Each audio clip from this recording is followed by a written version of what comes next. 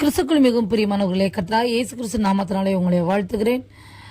ஆதியாகமம் 21 தேவன் பிள்ளையின் சத்தத்தை கேட்டார். தேவன் அவளுடைய கண்களை திறந்தார். தேவன் பிள்ளையுடனே இருந்தார். அவன் வளர்ந்து வனாந்தரத்திலே குடியிருந்து வில்வித்தையிலே வல்லவனானான். திக்கிட்ட பிள்ளைகளுக்கு செய்கிற நியாயம். உன்னை ஆசீர்வதித்து பெரிய ஜாதியாக்குவேன் என்று இஸ்மவேலுக்கு ஆண்டவர் சொல்லுகிறார். ஈசாக்கோடு இருக்கும் வரை இஸ்மவேல் ஆசீர்வதிக்கவே முடியாது. அவனுக்கென்று ஒரு உத்தரவை உண்டாக்கினவர். அலைந்து திரிகிற வாழ்க்கை, அழைத்து கொண்டு வந்தவர் உண்மையுள்ளவர். பிள்ளையை முடிவு விருந்தும் நடத்துவார். திக்கற்ற பிள்ளைகளுக்கு நியாயம் செய்கிறவர். திக்கற்ற பிள்ளைகளுக்கு ஆண்டவர் எப்படி நியாயம் செய்வார் என்பதை குறித்து இந்த காணொலியில் நீங்கள் விரிவாய் பார்க்கலாம். நம் பிரதர் MD ஜெகன் அவர்கள் இந்த காணொலியில் பேசியிருக்கிறார்கள். பாருங்கள், கேளுங்கள். அது உங்களுடைய ஆவிக்குரிய வாழ்க்கைக்கு மிகவும் பிரயோஜனமாக இருக்கும். வேத விளக்கங்களை நீங்கள் அறிந்து கொள்வதற்கு உதவியாக இருக்கும். ஒரு புரிதலை உங்களுக்கு உண்டாக்கும். ஆதரவற்ற, திக்கற்ற, பெற்றோரால் இதாக்கப்பட்டதான பிள்ளைகளுடைய சூழ்நிலைகள் எப்படி இருக்குது அப்படின்னு சொல்லும்போது கர்த்தர் அவர்களுக்கு எப்படி நியாயம் செய்கிறார்.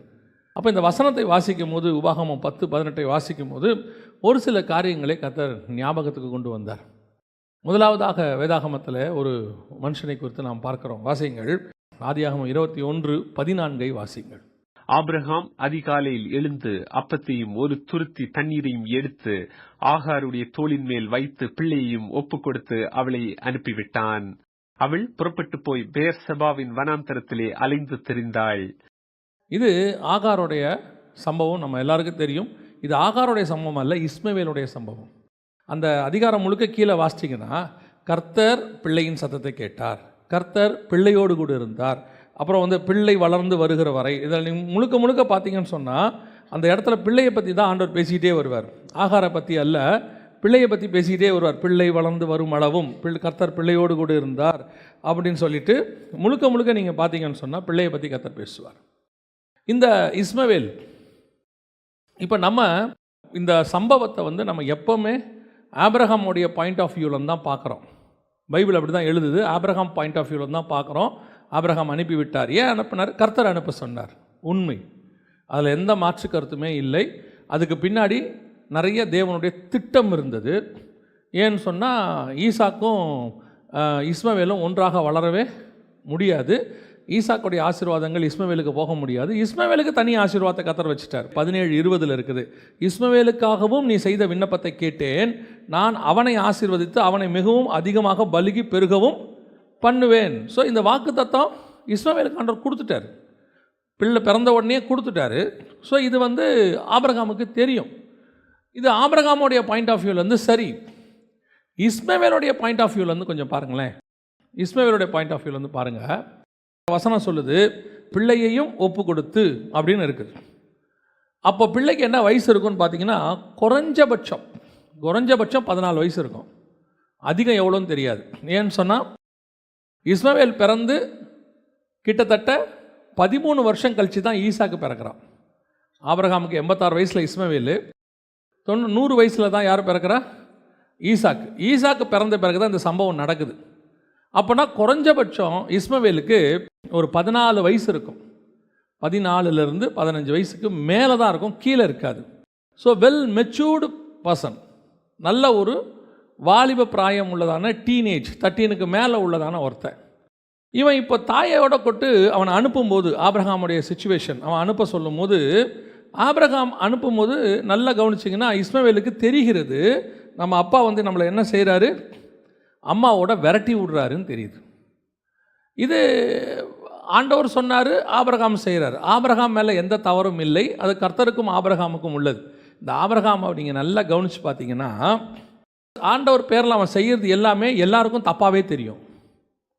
அவன் செய்கிறதெல்லாம் சரி, ஆனால் ஆண்டவர் சொன்னதை செய்யும் போது அவன் எல்லாருக்கும் எப்படி ஆகிறான்? கெட்டவனை போலவே மாறுவான். இப்போ பாருங்கள், 6 ஆண்டவர் சொல்கிறார், உன் தகப்பன் வீட்டை விட்டுட்டு போ அப்படின்னு சொல்கிறார். சொல்லும்போது அவங்க அப்பாவுக்கு ஒரு 145 வயசு, இவனுக்கு ஒரு 70 வயசு. போன்னு சொல்லும் போது, அப்பா நான் போகிறேன், உங்கள் வீட்டுக்கிட்ட எல்லாத்தையும் விட்டுட்டு என் மனைவியை கூட்டிகிட்டு போகிறேன். இன்றைக்கி ஒரு பையன் வயசான அப்பா கிட்ட உங்களை விட்டுட்டு என் ஒய்ஃபை கூட்டிகிட்டு நான் தனியாக போகிறேன்னு சொன்னால் அப்பா என்ன சொல்லுவார்? இப்போ ஆபிரகாம் சொல்கிறான், இல்லைப்பா ஆண்டவர் சொன்னார் நான் கானானுக்கு போகிறேன், ஆண்டவர் சொன்னார் போயிட்டார். இது முதல் இன்சிடெண்ட். ரெண்டாவது, லோத்தை அனுப்ப சொல்கிறார் ஆண்டவர். லோத்தையும் அனுப்பி விட்டான். இப்போ அவன் என்ன நினைப்பான், எங்கள் சித்தப்பா கூப்பிட்டு வந்தார், நல்லா கானானுக்கு வந்தோடனே என்ன பண்ணிட்டார், வெட்டி விட்டார், போன்னு சொல்லிட்டார். இது ரெண்டாவது. மூணாவது, ஒரு நல்ல ஒரு 12-15 வயசு ஒரு பையனை தோல் மேலே தண்ணி வச்சு ஒய்ஃபை கூப்பிட்டு இவனை கூட்டிகிட்டு போய் இனிமேட்டு நீங்கள் இருக்காத, உன்னை எனக்கு தேவையில்லை, ஆண்டவர் அனுப்ப சொல்லிட்டாரு அப்படின்னு சொன்னால் அந்த பையன் என்ன நினைப்பான், எங்கள் அப்பா என்ன சாராளுக்கு குழந்தை பிறந்தவுடனே எங்கள் அப்பா அது வரைக்கும் என்னை அன்பாக தான் வச்சுருந்தார், நல்லா வச்சுருந்தார், அந்த குழந்தை பிறந்துச்சு, பிறந்தவுடனே எங்கள் அப்பா என்னை விரட்டி விட்டார். இது இஸ்மவேலுடைய பாயிண்ட் ஆஃப் வியூ. அது அப்படியே இருக்கட்டும். ஒரு நாள் காலைல பையனை கூப்பிட்றாரு, ஈசாக்க வா நம்ம போயிட்டு வருவோம். எங்கே போகிறோம், ஆண்டவர் ஒரு இடத்துக்கு போக சொல்லியிருக்காரு, நம்ம 2 பேரும் போயிட்டு வருவோம். போகிறாரு, மேலே போய் படுக்க வச்சு கையை கட்டி கத்தியை வாங்குறாரு. என்ன நினச்சிருப்பான் அவன், எங்கள் அப்பா என்னை எது கூப்பிட்டு வந்தார், கொல்றதுக்கு கூப்பிட்டு வந்திருக்கிறாரு. யோசித்து பாருங்கள், ஆபிரகாமுடைய வியூவில் அவன் செய்கிறது எல்லாமே சரி, கர்த்தர் சொன்னார், கர்த்தர் சொன்னார். ஆனால் உலகத்தின் வியூவில் ஆபிரகாம் செய்கிறது எல்லாமே அநியாயம், அக்கிரமம். பையனை கொல்ல பார்க்குறான், பையனை விரட்டி விட்டுட்டான், அப்பா அம்மா விட்டுட்டு வந்துட்டான், போதாததுக்கு இருக்கிற ஒரே பையனை கொலை பண்ண பார்க்குறான். இப்படி தானே வேர்ல்டு சொல்லும். எத்தனை பேர் நம்புவாங்க? அது எப்படிங்க ஒரே பையனை ஆண்டவர் கொல்ல சொல்லுவாரா? இன்றைக்கி நம்ம ஆண்டவர் சொன்னால் ஒத்துப்போமா? உன் பையனை கொல்லுன்னு சொன்னால் ஒத்துப்போமா? அது எப்படிங்க ஆண்டவர் கொல்ல சொல்லார்? கேட்போம் தானே. ஆண்டவர் அவனை அப்படி தான் சொன்னார், கொல்ல விடலை, காப்பாற்றிட்டார். ஆனால் வியூ உலகத்தின் பார்வையில் இதுதான் நன்மை செய்து தீங்கு அனுபவி. கர்த்தருக்கு நீங்கள் ஒன்று செய்யும்போது உலகம் உங்களை என்ன செய்யாது, ஏற்றுக்கொள்ளாது, ஒத்துக்கொள்ளாது. உலகம் உங்களை பகைக்கும். எங்கே நம்ம இங்கே மிஸ்டேக் ஆகும் தெரியுமா? உலகத்துக்கிட்ட நல்ல பேர் வாங்கிறதா, ஆண்டவர்கிட்ட நல்ல பேர் வாங்கிறதா? நீங்கள் தேவன்கிட்ட நல்ல பேர் வாங்கணும்னு முடிவு எடுத்துட்டிங்கன்னா உலகம் உங்களை பகைக்கத்தான் செய்யும். பல நேரங்களில் நீங்கள் கெட்டவர்களைப் போல ப்ரொஜெக்ட் பண்ணப்படுவீர்கள். ஊர்களுக்கு போய் வேலை பார்க்குறவங்க இருக்காங்க, நிறையா இருக்கும், அந்த ட்ரான்ஸ்ஃபர் ஆகிறவங்களாம் இருக்காங்க. பல நேரங்களுக்கு பிள்ளைகளுக்கு அவைலபிளாக இருக்க மாட்டாங்க. பிள்ளைங்க வியூவில் எப்படி இருக்கும் தெரியுமா? எங்கள் அப்பா இப்படி வேலை வேலை வேலைன்னு சுற்றிக்கிட்டே இருப்பார், எங்கள் வீட்டிலே இருக்க மாட்டார், எங்கள் நல்லது போலதுக்கு அவர் இருக்கவே மாட்டார். ஆமாம், ஆனால் எதுக்கு சுற்றினார்? யாருக்காக சுற்றினார்? எதுக்காக கஷ்டப்பட்டார்? 5 வருஷம் போய் வெளிநாட்டில் இருப்பார், பாவமாக இருக்கும். இங்கே இருக்கிறவன் என்ன தெரியுமா சொல்லுவான், எங்கள் அப்பா எதுக்கும் வரமாட்டார், எங்கள் அம்மா தான் எங்களை இருந்து பத்திரமா பார்த்துக்கிட்டாங்க, அது பொறுப்பு, பார்த்துக்கிட்டாங்க. ஆனால் அந்த அம்மா இருக்கிறாங்கன்றதுனால தான் அந்த ஐயா போய் அந்த 5 வருஷம் பாலைவனத்தில் வேலை பார்க்குறான், சவுதி அரேபியாவில் எங்கேயோ வேலை பார்க்குறான். ஆனால் அந்த ஆளுடைய தியாகம் என்ன செய்யாது, தெரியவே தெரியாது. நம்ம ராங்காகவே விழும், ப்ரொஜெக்ஷன் தப்பாக. நிறைய தகப்பன்மாருக்கு ப்ரொஜெக்ஷன் தப்பாகவே விழும். பல நேரங்களுக்கு பிள்ளைகளுக்கு தகப்பன்மார் ராங்காகவே தெரியும், ராங் ப்ரொஜெக்ஷன். இஸ்மவேலோட வியூ யோசித்து பாருங்கள். எங்கள் அப்பா என்னை விரட்டி விட்டார், ஒன்றும் கொடுக்கல, ஒரு துருத்தியில் தண்ணியை கொடுத்து என்னை விரட்டி விட்டார். எங்கள் அம்மா அலைஞ்சு திரிஞ்சாங்க, உண்மை. தேவன் தான் அனுப்ப சொன்னார். அப்போ தேவன் இரக்கம் இல்லாதவரா?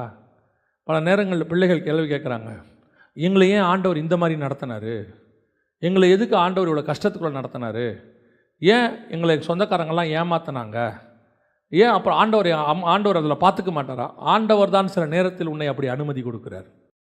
ஏன் தெரியுமா? ஆபிரகாம் உன் தகப்பனாக இருக்கிறத விட தேவன் உனக்கு தகப்பனாக இருக்க வேண்டும் என்று விரும்புகிறார். ஆபிரகாம் உனக்கு கொடுக்க போகிறது ஒரு துருத்தி தண்ணி, கர்த்தர் கொடுக்க போகிறது ஒரு நீரூற்று. பின்னாடி வசனம் சொல்லுது, ஆதியாகமத்தின் புஸ்தகம் 21ஆம் அதிகாரம் 19வது வசனம், தேவன் அவளுடைய கண்களை திறந்தார், அப்பொழுது அவள் ஒரு தண்ணீர் துறவை கண்டு அது துருத்தியிலே தண்ணீர் நிரப்பி பிள்ளைக்கு கொடுத்தாள். தேவன் பிள்ளையுடனே இருந்தார், அவன் வளர்ந்து வனாந்தரத்தில் குடியிருந்து வில்வித்தையில் வல்லவன். அப்படின்னா என்ன அர்த்தம்? ஆபிரகாம் கொடுத்த தண்ணி ஒரு நாளைக்கு தான் வரும். நாம் இப்போ ஆபிரகாமை குற்றப்படுத்திகிட்டே இருக்கிறோம், நம்மளை ஏமாத்தினவங்களை குற்றப்படுத்திகிட்டே இருக்கிறோம். எங்கள் அப்பா அப்படி பண்ணிட்டார், சொத்து வைக்காமல் போயிட்டார், எங்கள் அப்பா என்னை விரட்டி விட்டார், நானும் எங்கள் அம்மாவும் தனியாக இருந்தோம். உண்மைதான், அதில் எந்த மாற்று கருத்தும் இல்லை. அப்போ ஆண்டவருக்கு தெரியாதா என்னை ஏன் இந்த கஷ்டத்தில் நடத்தினார்? நானும் எங்கள் அம்மாவும் கஷ்டப்பட்டு வளர்ந்தோமே, அப்போல்லாம் ஆண்டவர் இல்லையா? இன்னைக்கு இந்த கேள்வி கேட்குற அளவுக்கு வந்து உட்காந்துருக்கீங்கல்ல, இது வரைக்கும் உங்களை உயிரோட வச்சது யார்? இந்த கேள்வி கேட்குற வரைக்கும் உங்களை ஜீவனோடு கூட வச்சது யார்? அவ்வளவு கஷ்டத்துக்கு நடுவுலையும் நீ சாகாம உன்னை பாதுகாத்தது யார்? இஸ்மவேல் தேவனை பார்த்து கேள்வி கேட்கவே முடியாது. ஏன்? ஒருவேளை உன் தகப்பன் உனக்கு ஒரு துருத்தி தண்ணியோடு கூட உன்னை அனுப்பிவிட்டு இருக்கலாம். ஆனால் ஒரு துறவையே உனக்காக உண்டாக்கினவர் ஒருவர் உன்னோடு கூட இருக்கிறார். நான் அப்பா இல்லைன்னு கஷ்டப்பட்டுக்கிட்டு இருக்கிறோமே, எங்கள் அப்பா சரியாக வளர்க்கல, என்னை விரட்டி விட்டாரு, யாரும் இல்லை, தனியாக விட்டுட்டோமே, நம்ம அந்த குறையை தான் பார்த்துக்கிட்டு இருக்கிறோமே ஒழிய, வசனம் தெளிவாக சொல்லுது, உன்னை அப்படி அனுப்பிவிட சொன்னதே கர்த்தர் தான். பல நேரங்களில் உன்னை நடத்துனது கர்த்தர் தான். ஏன்? நீ அங்கே இருந்தினா பெரிய ஜாதி ஆக முடியாது. சில இடங்களில் உன்னை கர்த்தர் வைக்காமல் பிரித்து கொண்டு வந்ததுக்கு காரணம் இருக்குது. ஈசாக்கு கூட இருந்தால் நீ என்னைக்கும் பெரிய ஜாதி ஆக முடியாது. இஸ்மவேலுக்கு கர்த்தர் சொன்னது இதுதான். என்ன சொன்னார்? அவனையும் நான் பெரிய ஜாதியாக்குவேன். நீ எப்போ ஈசா கூட இருந்தாலும் அடிமை பெண்ணின் மகனாகத்தான் இருப்ப. எவ்வளோ நாள் ஈசா கூட இருந்தாலும் வசனம் உனக்கு என்னதான் சொல்லும்? அடிமை பெண்ணின் மகன்தான். ஆனால் உன்னை கர்த்தர் பிரித்து கொண்டு வந்து உன்னை தனியாக ஒரு பெரிய ஜாதியாக மாற்ற விரும்பினார். நீ இருக்கிற இடத்துல இருந்தால் நீ பெரிய ஆள் ஆக முடியாது. கர்த்தர் உன்னை பிரித்து கொண்டு வந்ததுக்கு ஒரு முகாந்தரம் உண்டு. நீ துஷ்ட மனுஷன் தான். இஸ்மவேல் யாரு? துஷ்ட மனுஷன். நம்ம இஸ்மவேல்னு சொல்கிறோமே, கலாத்தியர்கள் நிருபத்தில் வாசிக்கும் போது ஆகாரை பார்த்து சொல்லும் போது நியாயப்பிரமாணம் என்று சொல்கிறார். அவர் இஸ்ரவேலர்களுக்கு ஈக்குவலாக இஸ்மவேலை உருவாக்கப்படுத்துகிறார். ஆவியானவர் அந்த இடத்துல கொண்டு வரார். கலாத்தியர்கள் நிருபம் 4ஆம் அதிகாரம் 22, 23, 24 வசனம் சொல்லுது, ஆபிரகாமுக்கு 2 குமாரர்கள் இருந்தால் என்று எழுதியிருக்கிறது. ஒருவன் அடிமையானவிடத்தில் பிறந்தவன், ஒருவன் சுயாதீனம் உள்ளவிடத்தில் பிறந்தவன். அடிமையானவளிடத்தில் பிறந்தவன் மாம்சத்தின்படி பிறந்தான், சுயாதீனம் உள்ளவிடத்தில் பிறந்தவன் வாக்கு தத்தத்தின்படி பிறந்தான். இவைகள் ஞான அர்த்தம் உள்ளவைகள். அந்த 2 ஸ்திரீகள் 2 ஏற்பாடுகளாம். ஒன்று சீனாய் மலையில் உண்டான ஏற்பாடு, அது அடிமைத்தனத்துக்குள்ளான பிள்ளை பெறுகிறது, அது ஆகார் என்பவள் தானே. ஆகாரை கொண்டு வந்து நியாயப்பிரமாணத்துக்கு லிங்க் பண்ணுறார். கீழே சாராளை கொண்டு வந்து சுயாதீன பிரமாணம் உங்களுக்கு எனக்கும் ஈக்குவலாக கொண்டு வரார். அப்படி பார்த்தீங்கன்னு சொன்னால் இஸ்மவேல் என்பது கர்த்தர் பிரித்து கொண்டு வந்த ஒரு பிரமாணம், கர்த்தர் பிரித்து கொண்டு வந்த ஒரு ஜாதி, ஒரு இனம். கர்த்தர் ஏன் கொண்டு வந்தார்? நீ ஈசா கூட இருந்தால் பெரிய ஆள் ஆக முடியாது, நீ அடிமையாகவே தான் இருப்ப. அப்போ கொஞ்ச நாள் உன்னை பிரித்து எடுக்கும்போது நீ வனாந்தரத்தின் பாதைக்கு போக வேண்டியது இருக்கு. துருத்தியில் தண்ணி வச்சு அமுச்சு விட்டுருப்பாங்க. ஒரு கடமைக்கு, ஒரு சடங்காச்சாரத்துக்கு, அல்லது ஒரு பேருக்கு ஏதோ ஒன்று கொடுத்து உன்னை ஒதுக்கி விட்டுருப்பாங்க. நான் ஆண்டவர் சொல்கிறாரு, அவங்க கொடுத்ததை வச்சு உன்னை காப்பாற்றிக்க நீ முடியாது. நான் உனக்கு ஒரு துறவு வச்சிருக்கிறேன். இதுதான் கர்த்தர் உனக்கு செய்கிற நியாயம். திக்கற்ற பிள்ளைக்கு கர்த்தர் செய்கிற நியாயம் என்ன? ஒரு வியூவில் போய் இப்போ ஆபிரகாமை போய் கேட்குறாரு இஸ்மவேல், ஏன்பா என்னை விரட்டி விட்டீங்க? நானும் உங்கள் பையன் தானே, நீங்கள் தானே என்னை ஆசாசியாக வளர்த்தீங்க, ஏன்பா என்னை விரட்டி விட்டீங்கன்னு சொன்னால் ஆபிரகாம் என்ன பதில் சொல்லுவார்? ஆபிரகாம்கிட்ட இருக்கிற ஒரே பதில், கர்த்தர் உன்னை விரட்டி விட சொன்னார்ப்பா. அப்போது அது கூட எனக்கு வசனமாக தான் இருந்துச்சு. வசனம் சொல்லுது, இந்த வார்த்தை ஆபிரகாமுக்கு வசனமாக இருந்தது. கஷ்டமாக தான் இருந்துச்சு. கர்த்தர் சொன்னார்னு நான் செஞ்சேன். இப்போ இஸ்மவேல் அடுத்து யார்கிட்ட போகணும்? கர்த்தர் இடத்துல போகணும். ஏன் ஆண்டவர் என்னை விரட்டி விட சொன்னீங்க? நான் எங்கள் அப்பாவோட நல்லா தானே இருந்தேன். இப்போ ஆண்டவர் சொல்வார், நீ உங்கள் அப்பா கூட இருந்தால் கடைசி வரைக்கும் அடிமையானவிடத்தில் பிறந்தவன். நீ உங்கள் அப்பா விட்டு வந்துட்ட, நான் தான் உன்னை அனுப்பிவிட சொன்னேன். ஏன் தெரியுமா? உன்னை ஒரு பெரிய ஜாதி ஆக்குவதற்கு, உன்னை ஆசீர்வதிப்பதற்கு. எவ்வளோ காலங்கள் நம்ம இருந்த இடத்துல இருந்திருந்தோம்னா இந்நேரம் நம்ம எப்படியோ தான் இருந்திருப்போம். கர்த்தர் நம்மளை பிரித்து கொண்டு வந்தார், தனியாக கொண்டு வந்தார். வந்த உடனே வனாந்தரம் வந்துச்சு, கஷ்டம் வந்துச்சு, தண்ணிக்கே கஷ்டம் வந்துச்சு, சாப்பாட்டுக்கு கஷ்டம் வந்துச்சு, அலைஞ்சு திரிகிற காலம் ஒன்று இருந்துச்சு. ஆகார் அலைந்து திரிந்தாள். சிலருடைய வாழ்க்கையில் நான் பார்த்துருக்கிறேன், அந்த பிள்ளையை வளர்க்குறதுக்கு அந்த அம்மா படுற கஷ்டம், கணவனால் விரட்ட விடப்பட்டவங்க, கைவிடப்பட்டவங்க, அல்லது தாய் இல்லாதவங்க, தகப்பன் இல்லாதவங்க, அந்த பிள்ளையை வளர்க்கப்படுற கஷ்டம், இல்லை அந்த பிள்ளைப்படுற கஷ்டம் எவ்வளவா இருக்குது. சாதாரணமான விஷயமே கிடையாது. ஆனால் இது அத்தனையிலையும் உன் தேவனாகிய கர்த்தர் உன் கூடவே தான் இருந்துக்கிட்டே இருந்தார். ஆகார் சொல்லிட்டாங்க, என் பிள்ளை சாகிறதை நான் பார்க்க மாட்டேன், என்னால் முடியாது, அவ்வளோதான், ஓவர். ஆண்டவர் சொல்கிறார், இப்போ கூட நான் பிள்ளையின் சத்தத்தை கேட்டேன்னு தான் சொல்கிறார். ஆகாரின் சத்தத்தை அவர் கேட்கல, பிள்ளையின் சத்தத்தை கேட்டார். அவர் சொல்கிறார், அந்த பிள்ளையை நான் ஆசீர்வதிப்பேன்னு சொல்லியிருக்கிறேன், அந்த பிள்ளை சாகாது. நீங்கள் சொல்கிறீங்களே, இந்த பிள்ளை மட்டும் இல்லாமல் இருந்தால் இந்நேரம் என் வாழ்க்கை எப்படியோ போயிருக்கோம். ஆமாம், அதான் உண்மை. உங்கள் வாழ்க்கை வேறு எப்படியோ எங்கெங்கேயோ போயிருக்கோம். இன்றைக்கி ஒரு குடும்பமாக நம்மளை ஆசீர்வாதமாக கர்த்தர் வச்சிருப்பதுக்கு காரணமே கர்த்தர் அந்த கொடுத்த பிள்ளை தான். எத்தனையோ பேர் பிள்ளைக்காக தங்கள் வாழ்க்கையை மாற்றி அமைச்சவங்க இருக்கிறாங்க. ஆனால் சில நேரங்களில் நம்மளை விரட்டி விடப்பட்டு, கைவிடப்பட்டு, யாரும் இல்லாமல் அலைஞ்சு திரிஞ்சு என்ன செய்ய போகிறோன்னு தெரியாமல், எங்கே போவோன்னு தெரியாமல் அவன் பார்த்தான். இஸ்மவேல் பார்த்தான், 15 வயசு பையன் அவங்க அம்மா படுற கஷ்டத்தை பார்க்குறான். அவனும் எடுத்த உடனே வில்வித்தைக்காரனா டே 1 ஆகி பெரிய ஆளாலாம் மாறல. தேவன் பிள்ளையோட இருந்தார். அவன் வளர்ந்து வனாந்தரத்தில் குடியிருந்து வில்வித்தையில் வல்லவனானான். அவன் பாரான் வனாந்தரத்தில் குடியிருக்கையில் அவனுடைய தாய் எகிப்து தேசத்திலாகிய ஒரு பெண்ணை அவனுக்கு விவாகம் பண்ணிவித்தாள். சொல்கிறதுக்கு ஈஸியாக இருக்குது. கல்யாண வயசு வரைக்கும் அவனை வளர்க்கணுமே, சாப்பாடு போடணுமே, 3 வேளை சாப்பாடு போடணுமே, ட்ரெஸ் வாங்கி கொடுக்கணுமே. இதுக்கெல்லாம் ஆகார் என்ன பண்ணியிருப்பாங்க? ஏதோ ஒன்று எப்படியோ கர்த்தர் கூட இருந்து தாங்கி நடத்தினார். நாம் நிற்பதும் நிர்மூலமாகாமல் இருப்பதும் கர்த்தருடைய கிருபை. இப்பவும் சொல்லுவேன், நம்ம ஆகாராகவே இருக்கலாம். இதில் பிரச்சனைக்கு இவ்வளோ பிரச்சனைக்காலம் ஆகார் தான். ஆகாராகவே இருக்கலாம். நாச்சியாரை அற்பமாக நினச்சிருக்கலாம். நம்ம ஏதோ என்றைக்கோ ஒரு நாள் தப்பு பண்ணியிருக்கலாம். ஏன் இஸ்மவேல் கூட காரணமாக இருக்கும். அவன் கூட இவனை கிண்டல் பண்ணான், கேலி பண்ணான்னு இருக்கு. ஈசாக்க இருக்கட்டும், நாம் பண்ண தப்பு தான், ஒரு நாள் பண்ணோம். தப்பின் நிமித்தமாக தான் இந்த சூழ்நிலையே வந்திருக்கோம். நம்பக்கூடாதவங்களை நம்பி வாழக்கூடாத வாழ்ந்து பெற்றோரை விட்டுட்டு என் வாழ்க்கையை நானே அமைச்சிக்கிறேன்னு நடுத்தரில் நிற்கிற கேஸ் எத்தனையோ இருக்குது. ஏதோ தப்பு பண்ணியாச்சு. அந்த தப்பையே எல்லாரும் சொல்லி காட்டுவாங்க. அப்பா அம்மா கிட்ட போனால் சொல்லுவாங்க, என் பேச்சை கேட்டியா, நீ உன் இஷ்டத்துக்கு தானே முடிவெடுத்த, கஷ்டப்படு, நாங்கள் ஒன்றும் செய்ய முடியாதும்பாங்க. சில நேரத்தில் அப்பா அம்மா என்ன சொல்லிடுவாங்க, 3 தங்கச்சி இருக்குது, 4 தங்கச்சி இருக்குது, எல்லோரையும் கல்யாணம் பண்ணணும், உன்னெல்லாம் இப்படி கொண்டாந்து வச்சுட்டு இருக்க முடியாது அப்படின்றவாங்க. அலைஞ்சு திரிகிற வாழ்க்கை தான். ஆனால் ஒன்று மட்டும் நிச்சயம், அழைத்து கொண்டு வந்தவர் உண்மை உள்ளவர். நம்ம ஆண்டவர்கிட்ட இருக்க ஒரு பெரிய ஸ்பெஷாலிட்டி என்ன தெரியுமா? எந்த இடத்துல எவ்வளோ பெரிய தப்பு செஞ்சிருந்து எங்கே நீங்கள் மனம் திரும்பினாலும் அந்த இடத்துலேருந்து நம்மை காப்பாற்றுவதற்கு அவர் வல்லமை உள்ளவராக இருக்கிறார். ஒரு இடத்துல எல்லாரும் விட்டுருவாங்க, இதுக்கு மேலே ஒன்றும் பண்ண முடியாது, அவ்வளோதான், சான்ஸே இல்லை அப்படின்னு சொல்லிடுவாங்க. ஆனால் அந்த இடத்துலேருந்து கொண்டு வந்து காப்பாற்றுறதுக்கு கர்த்தர் வல்லமை உள்ளவர். அது எந்த சூழ்நிலையாக இருக்கட்டும். இப்போது ஆண்டவர் தான் வாக்கு கொடுக்குறார். திக்கற்றவர்களுக்கு அவர் என்ன கொடுக்குறார்?